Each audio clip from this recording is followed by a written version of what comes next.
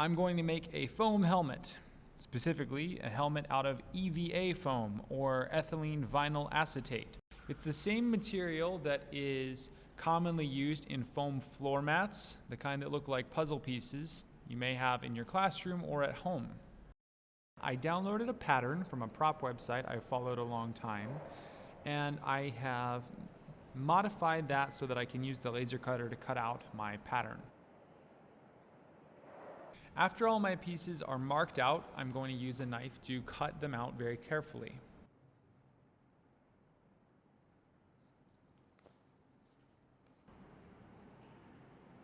Once the pieces are all cut out, I'm going to use a heat gun to heat form this foam, where I heat it up and then I'm going to bend it into shape by hand and then let it cool so that it holds on to that shape. It doesn't have to be perfect right now, because I'll have plenty of chances to form it throughout the process. But by doing this, I can go ahead and bend these flat shapes into shapes closer to how I need them to be for when I glue them together. Speaking of glue, that's the next step. There's a lot of pressure in these little cans, as I discovered rather surprisingly the first time. I'm going to use a neoprene contact cement to glue everything together.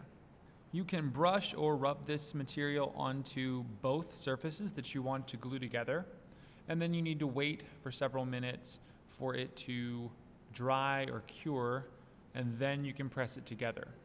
You don't need to push all of it together at one time.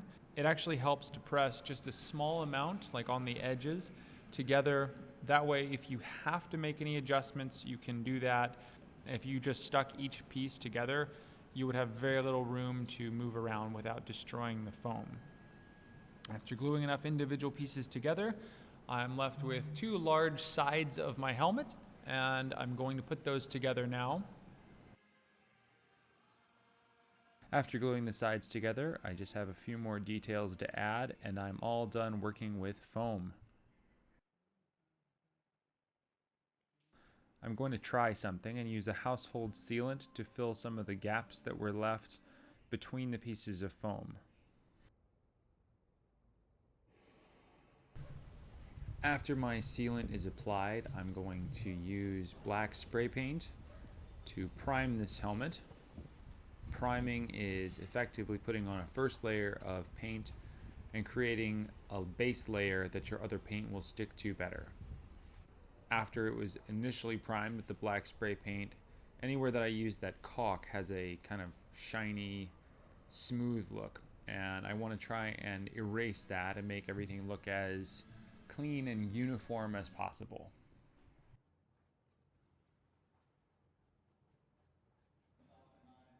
Several coats of gray primer later, we have a pretty clean helmet ready to be painted silver.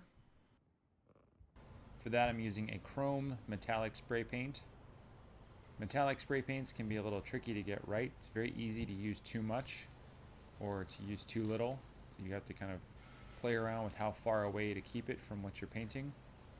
Once the spray paint is done, it has a very clean, uniform look.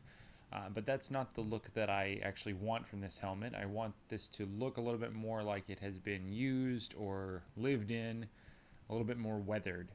So to achieve that, I'm going to mix up a few kinds of paint and water so that I can brush kind of a wet paint mixture into different cracks and recesses on the helmet, and then use a wet cloth to try and remove as much paint as I can get out. It can be tempting when you start doing this sort of aging, if it looks good, to kind of go a little crazy with it on your models, on your props, and like, well, I'm going to just go all over and do everything. And there's a lot of areas on this that any kind of wash like this that's darker would go into and be difficult to get out of and not look so good. Any of the lines that are visible where I put pieces together earlier are a good example of that. They would look like, you know, I have kind of a grid of dark lines on my helmet, and I don't want to do that. So I'm not going to just be going around this like crazy, hitting every single line. I really just want to get certain details on this, like these edges along the ridge line of this helmet. This process takes a little while, and some areas I went over several times, adding more and more dark to the mix.